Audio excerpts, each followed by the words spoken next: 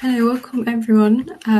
My name's Dr. Aisha Musa. I'm one of the co-leads in the Prescribing and Surgery series, and welcome to our 6th session on Surgical Emergencies, Part 1. So just a disclaimer, the Prescribing and Surgery series has been created by junior doctors. We all have a passion for learning and teaching, and it's entirely on a voluntary basis.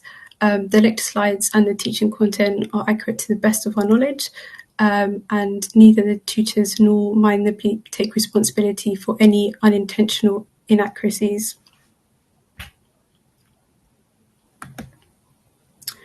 So yeah, today's the 6th session on Surgical Emergencies Part 1, and next week Dr. Jamet will deliver the Surgical Emergencies Part 2 session. So let's go straight into the first case. So case 1, a 56-year-old female presents with fever, nausea and vomiting. On examination of her abdomen, there's a palpable tender gallbladder and Murphy sign is positive. So Murphy sign positive, that means there's pain and sudden cessation of inspiration when the gallbladder is palpated. Ultrasound abdomen shows no stone in the gallbladder. She's admitted to the general surgical ward for management of acute cholecystitis. In terms of her past medical history, she's got depression, and for which she takes sertraline. She has no known drug allergies. She's on the list for cholecystectomy, and she requires antibiotics in the meantime. So which antibiotic will you prescribe for her acute cholecystitis? So I'm just going to load the first poll. Okay.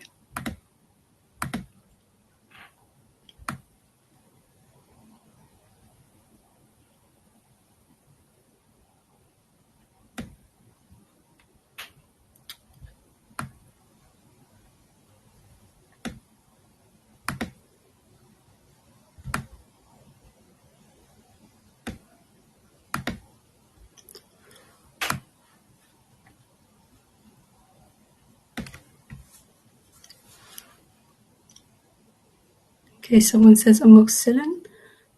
Okay. Just give you a few more seconds.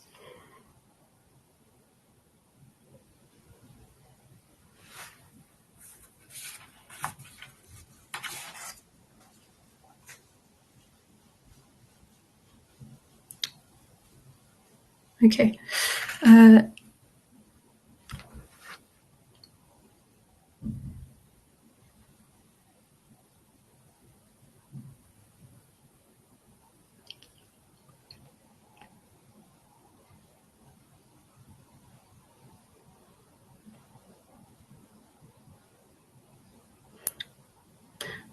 Okay, it seems like amoxicillin is the most popular option, followed by coamoxiclav and then vancomycin.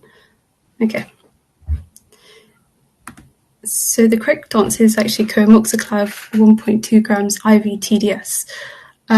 So just if I talk through why it isn't the other options. So vancomycin, 125 milligrams per oral QDS is what we use to treat C. difficile. Rifaximin, 150 milligrams BD is how we treat hepatic encephalopathy, and we also use it for prophylaxis. It's not D-amoxicillin, because we tend to, so in my trust, we use it for community-acquired pneumonia.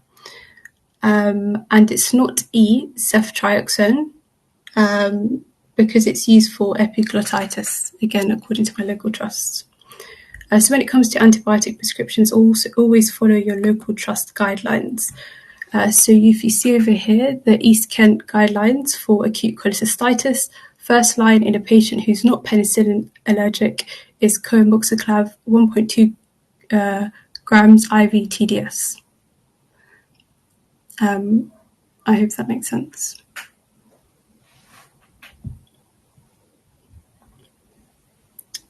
Okay. Fine. I'm just going to move on to the next case, if there's no questions.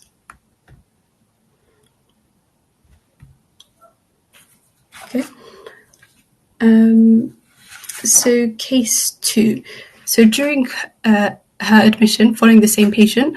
Whilst waiting for her cholecystectomy, the nurse reports that she looks more unwell and asks for her to be reviewed.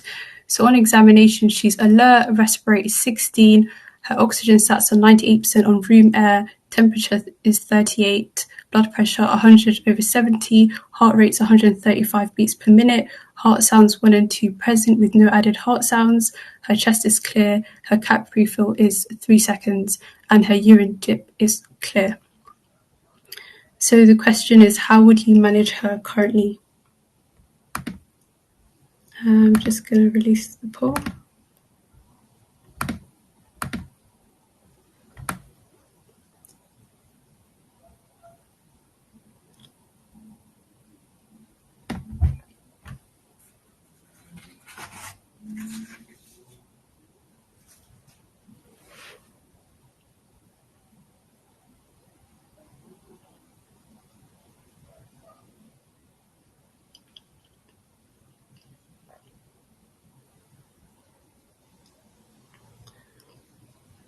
So far everyone's going for B.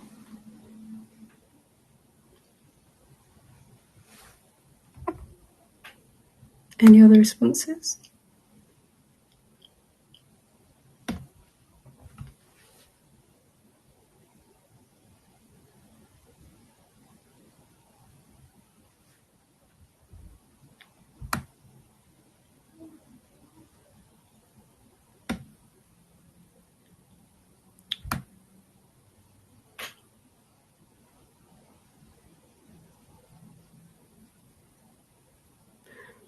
Okay. So it seems like B is the most popular choice, followed by A. Okay. So the correct answer is B. So this patient has sepsis secondary to acute cholecystitis, so we need to do the sepsis 6.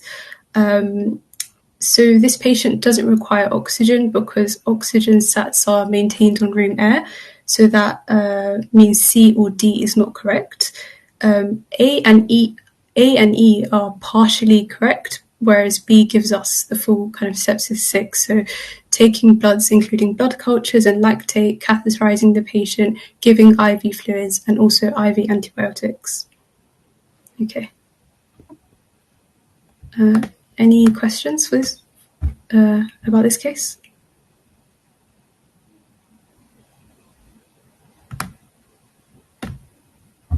Okay. We can move on to our third case. Before that, I think I just included this slide just to show you the sepsis trust. So again, it just shows you sepsis 6. So administer oxygen, take blood cultures, giving IV antibiotics, IV fluids, taking lactate level and measuring urine output, but only administering oxygen if SATs aren't maintained on room air. Okay. So moving on to case 3. A 39-year-old female presents to the surgical emergency assessment unit with right iliac fossa pain, fever and nausea and vomiting. On examination, McBurney's sign is positive and Rovsing's sign is positive. So McBurney's sign is when you have right iliac fossa tenderness and it's around a third of the distance from the ACES to the umbilicus. And Rovsing's sign is when you palpate the left iliac fossa and it causes pain in the right iliac fossa.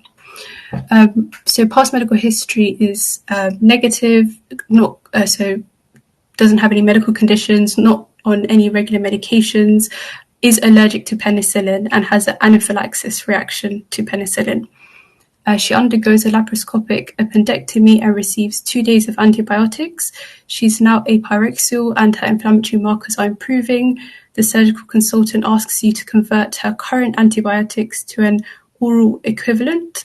So current antibiotics, she's on IV vancomycin, IV gentamicin, IV metronidazole 500 milligrams TDS. So which antibiotics will you prescribe for an IV to oral switch?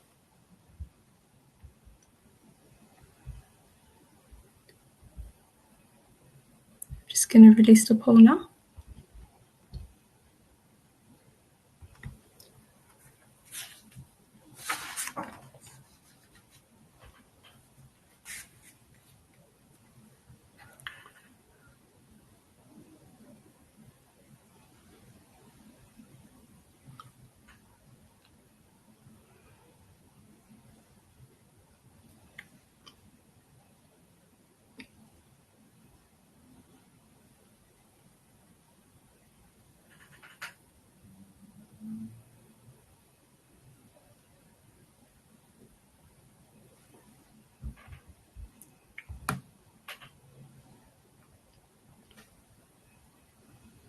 I'm just going to give you a few more seconds.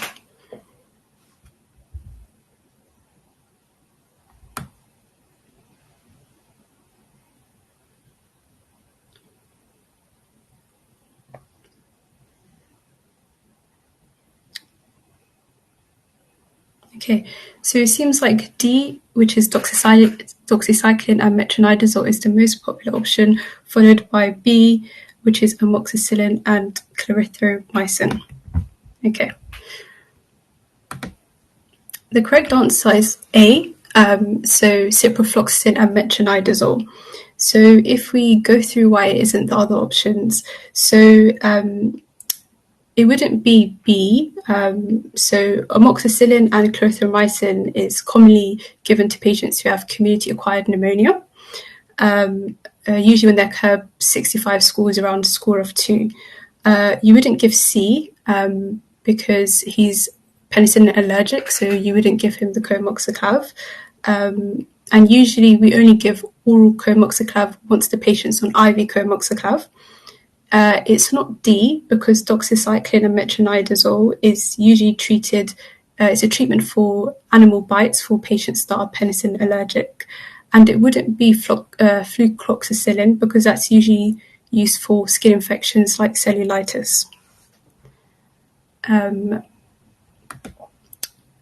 So this is just showing you my local trust guidelines, which shows that in the case of intra-abdominal infections, appendicitis, diverticulitis, and peritonitis, if a patient is prescribed vancomycin, gentamicin, and metronidazole, and they're clinically improving, their bloods are improving, you would switch to oral metronidazole as well as oral ciprofloxacin. Okay. I hope that makes sense. Okay. We'll move on to the next case if there's no questions for the previous case. Okay. So case 4, a 40-year-old male presents with severe epigastric pain radiating to the back, which is worse on lying down, alongside nausea and vomiting. He's being managed on a surgical ward with IV fluids, painkillers, and antiemetics. Sorry, if they weren't penicillin allergic, what would you do? Sorry, let me just go back. So essentially, if the patient wasn't penicillin allergic, they would be put on IV comoxiclav to begin with, and once they clinically improved, you would switch to oral comoxiclav. So you'd give them 625 milligrams oral comoxiclav TDS for a duration of 7 days. I hope that helps. Okay, sorry. So case 4, a 40-year-old male presents with severe epigastric pain radiating to the back, which is worse on lying down, alongside nausea and vomiting. He's being managed on a surgical ward with IV fluids, painkillers, and antiemetics, and he's awaiting a cholecystectomy because his pancreatitis is secondary to gallstones. And the CT is suggestive of pancreatic necrosis, and he has no known drug allergies. On examination, he's alert, his respirate is 18, his oxygen sats on 97% on room air, his temperature is 38.2, his blood pressure is 110/70, and his heart rate is 140 beats per minute. The surgical consultant suspects that he's developed sepsis and asks you to start antibiotics. Which antibiotics will you prescribe for his acute necrotizing pancreatitis? So I'm just going to start the poll.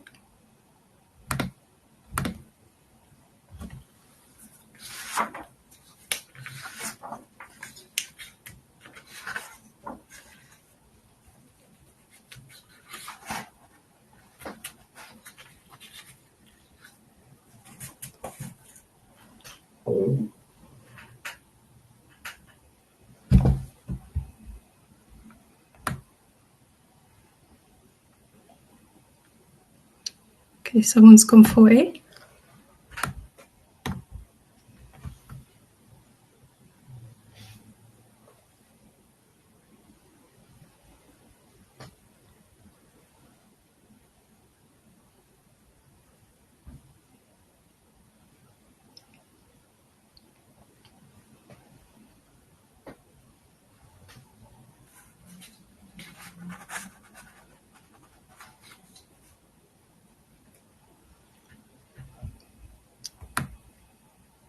Okay, someone's gone for B as well.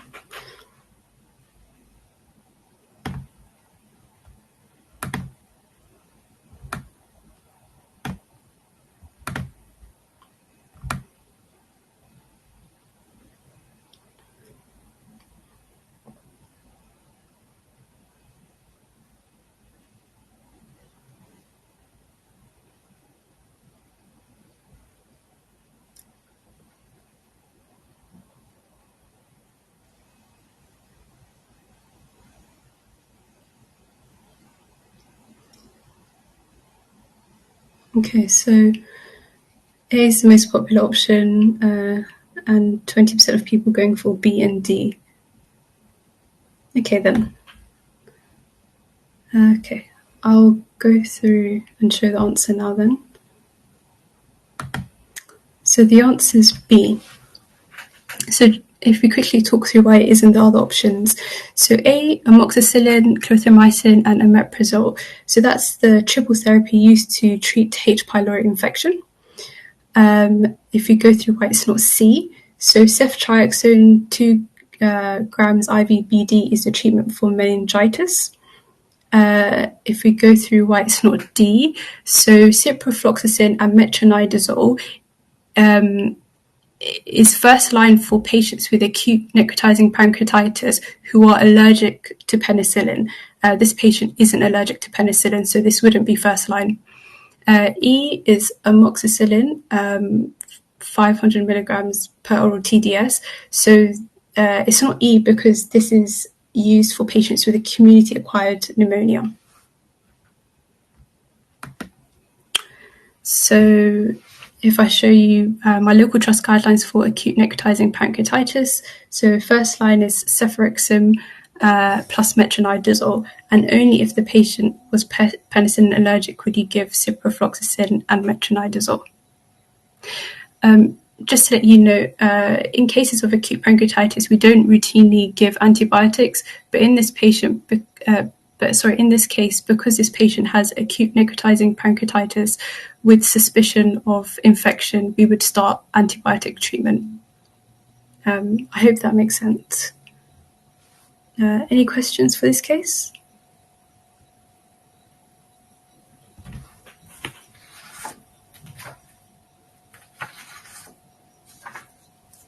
Okay. If not, I'll move on to the next one. So case 5. A 63-year-old male presents with colicky, generalized abdominal pain, bilious vomiting, and constipation. CT scan shows small bowel obstruction secondary to adhesions. NG tube has been inserted and has been catheterized and prescribed analgesia and antiemetics. Some bloods have been taken. His sodium's 140 within normal range. His potassium is 2.2. It's very low. His urea is 5.8, which is within normal range, and his creatinine is 62, which is within normal range. So write a prescription for one IV fluid that is most appropriate to treat the patient's hypokalemia.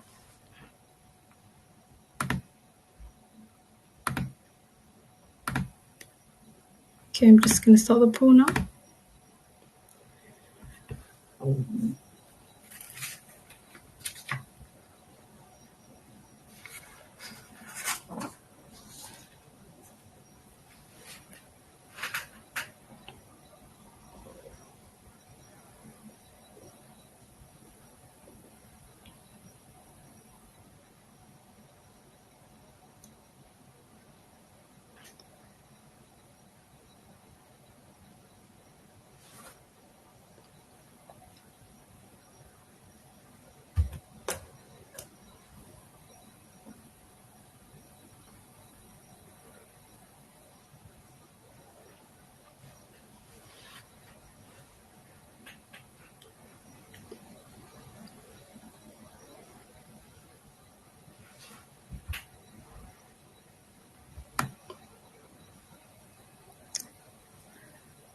So it seems like B and E are the two popular options.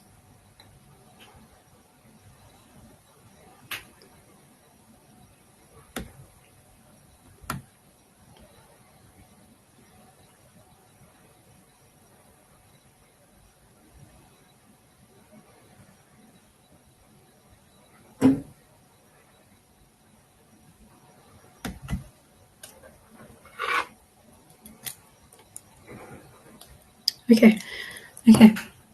So 83% of people have gone for E and 16% of people have gone for B. So the correct answer is C. Okay, so if I talk through why it isn't the other options.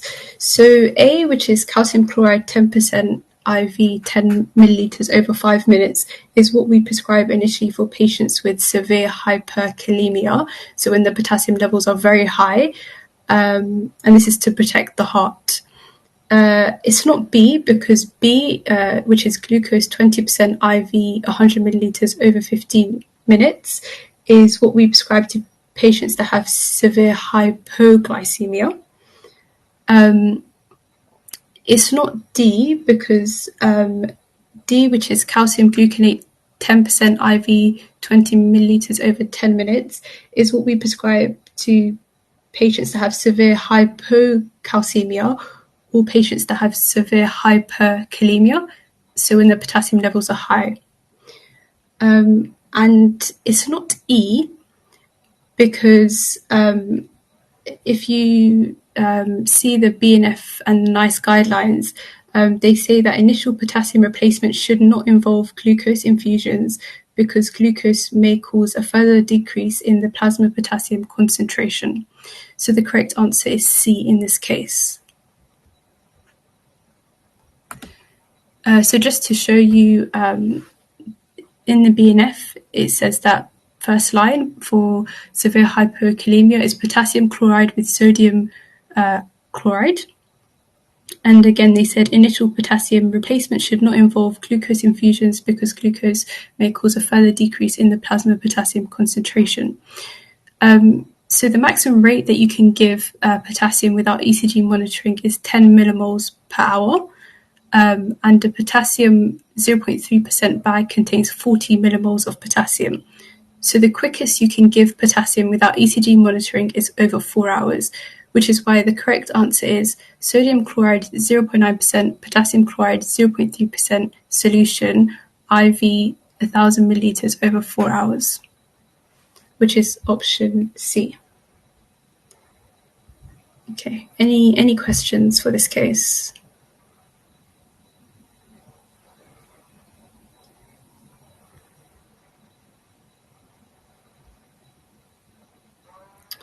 Okay, if not, we'll move on to the next case. And don't worry, the slides will be available after the talk as well, so you can go through things. You can go through the recording and go through the slides at your own pace as well. Okay, so case 6. A 48-year-old man presents to A&E with a wound on his right lower limb. He reports severe pain, swelling, and has noticed worsening black discoloration around his wound. He also reports having a fever, tiredness, and his wife noticed that he's become acutely confused. In terms of his past medical history, he's diagnosed with type 2 diabetes, for which he takes metformin 500 milligrams per oral, and he has no known drug allergies. He's referred to the orthopedics, and they diagnose him clinically with necrotizing fasciitis, and he's put on the list for urgent surgical debridement. And in the meantime, the orthopedic surgeons ask you to prescribe him antibiotics.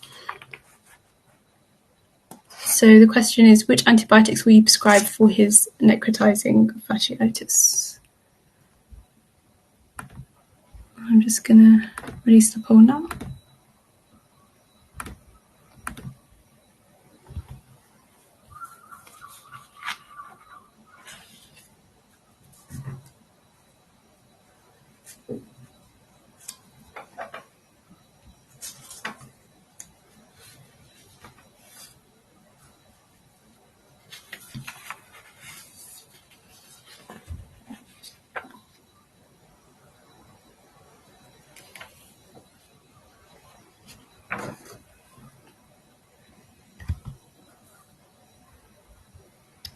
So far everyone's going for A.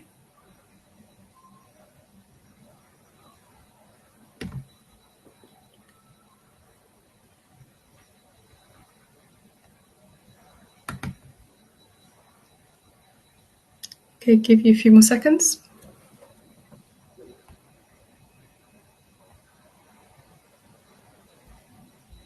Okay, yeah.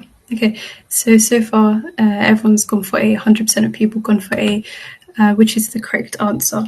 I'm just going to quickly talk through why it's not the other options. So B, it's not B because clindamycin 300 milligrams per oral QDS is used for treatment of facial cellulitis with no intracranial involvement in patients that are penicillin allergic.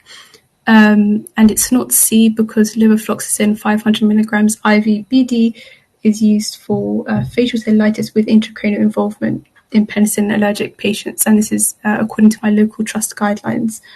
It's not D because nitrofurantoin 50 milligrams QDS is used for patients with UTI whose EGFR is more than 45. And it's not chloramphenicol 1% eye ointment because this is treatment for conjunctivitis. So, yeah, so like everyone's said correctly, you would give clindamycin and meropenem, and the patient would require urgent surgical review. I just wanted to mention a bit more about a necrotizing fasciitis. So it's a life-threatening condition. It's commonly caused by group A Streptococcus bacteria, and it tends to enter the body via breaking the skin.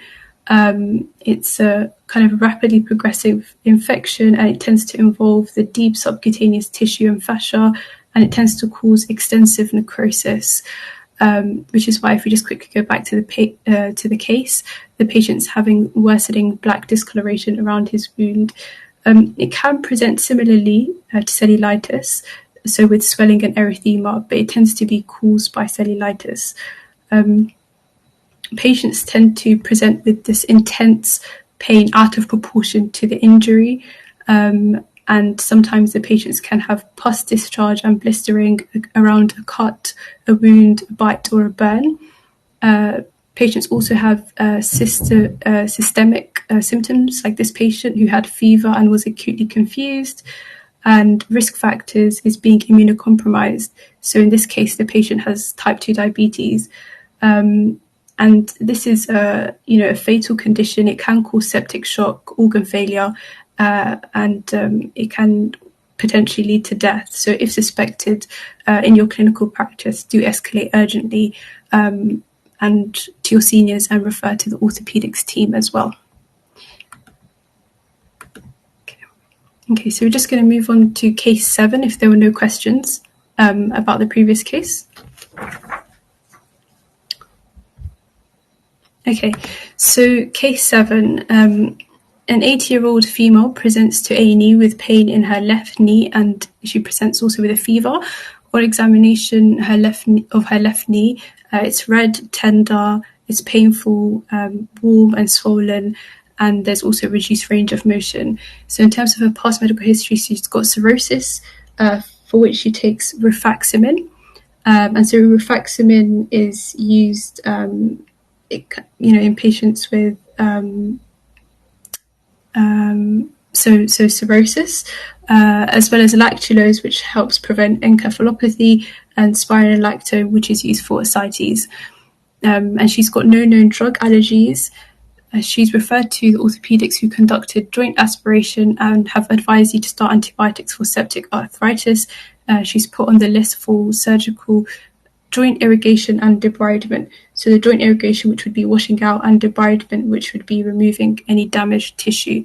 Which antibiotics would you prescribe for her septic arthritis? And I'm just going to release the poll. So this is our last case for today.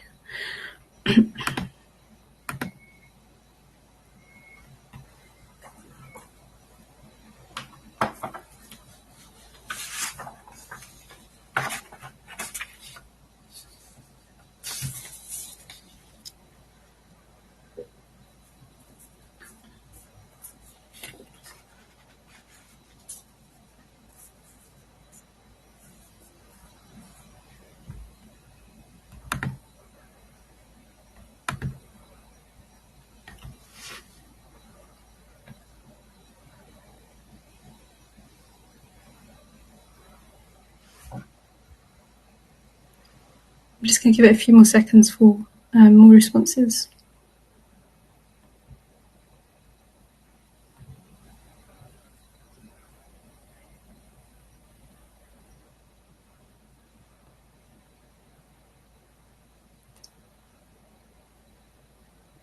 Okay, so 83% of people going for D and 16% of people going for C. So the correct answer is D, flucloxacillin. So I'll just talk through why it isn't the other options. So A, which is comoxiclav 1.2 grams IV TDS, is used for intra-abdominal infections in my local trust. And it's not B because erythromycin 500 milligrams per oral BD is used for mastitis in patients that are penicillin allergic. And it's not C, which is ciprofloxacin 500 milligrams BD, because it's used for prostatitis. And it's not E, ceftriaxone 1 gram IV once daily, because this would only be correct if you suspect septic arthritis secondary to gonorrhea. So gonorrhea would be more common in otherwise healthy, young, sexually active people. Okay. So again, just to show you on the left, the nice guidelines which show flucloxacillin, and also to the right, my local trust guidelines which shows flucloxacillin 2 grams IV QDS. Okay, so these are just the references that I used. And this is a feedback form, which I'll put into the chat now. And just if you guys could kindly take the time to complete the feedback form, it will help guide our future sessions, let us know what we've done well, what we could improve in, and it will also help you claim the attendance certificate as well. Thank you very much. Was there any questions from today's talk?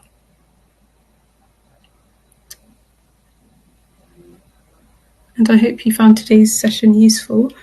Next week's session will be on Surgical Emergencies Part 2, which will be delivered by Dr. Hermione Jemmett. Thank you. Thank you very much.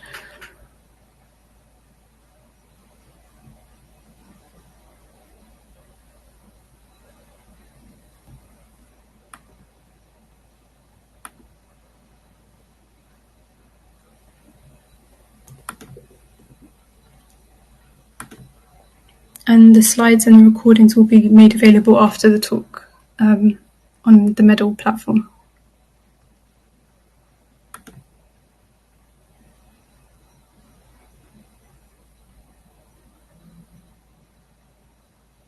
Thanks. Thank you. Bye.